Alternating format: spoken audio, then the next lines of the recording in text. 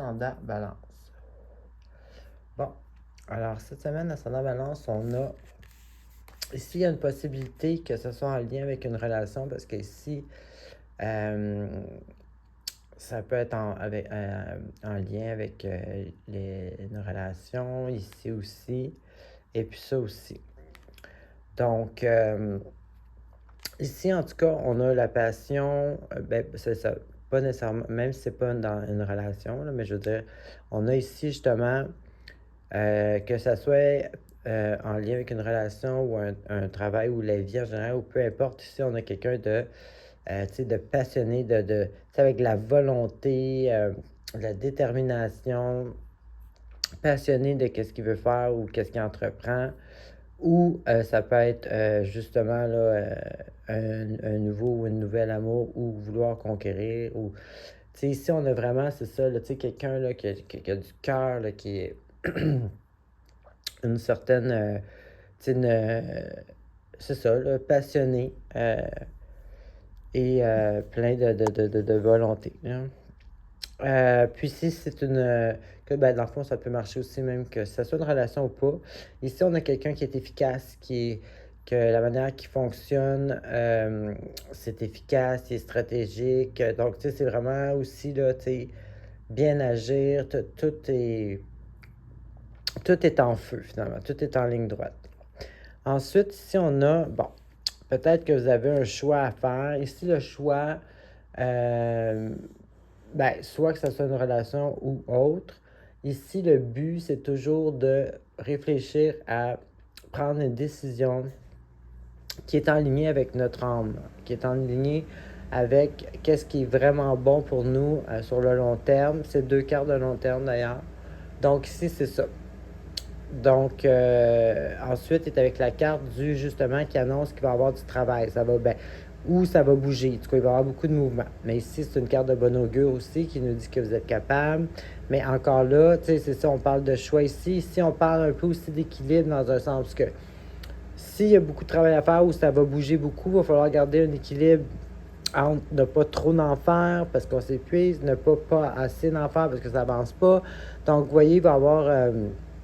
il y a de l'action finalement, et puis vous êtes capable de garder cette espèce d'équilibre-là, cette maîtrise-là.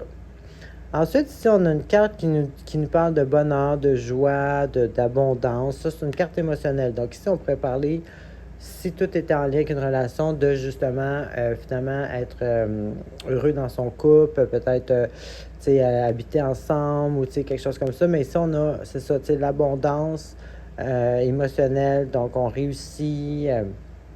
ça peut être un montant d'argent ou, comme je disais, ou ça peut être dans la relation, ou ça peut être envers la vie. En tout cas, il y a une certaine réussite ici.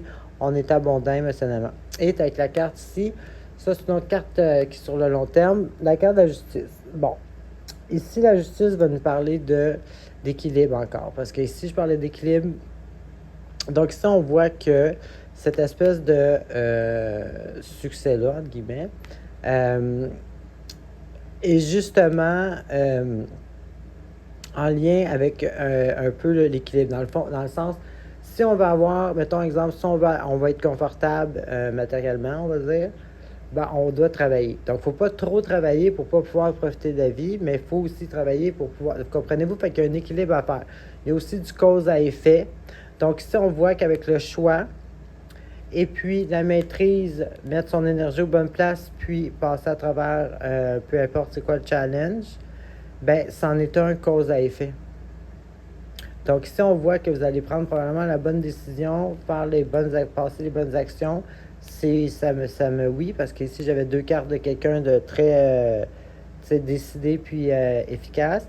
Donc ici, ça arrive justement à cette satisfaction-là, dû aux bonnes actions et puis être équilibré justement dans nos décisions qu'on prend, qu'est-ce qui est vraiment juste, qu'est-ce qui est vraiment bon pour nous, se déconnecter de notre ego pour pouvoir, ça c'est notre affaire ici aussi, quand on prend une décision avec cette carte-là, on fait un choix, c'est justement de se déconnecter de son ego, d'aller plus avec son intuition ou son nous supérieur, qu'est-ce qui va, avec quoi que je m'aligne avec mon âme et non pas me satisfaire par ego. Donc, ici, c'est la même chose. Il faut se déconnecter de l'ego pour voir la situation, comment je dirais, c'est quoi ce mot-là que je cherche là?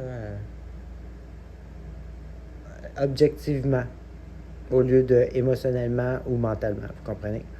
Donc c'est ce que j'avais pour vous. Bonne semaine.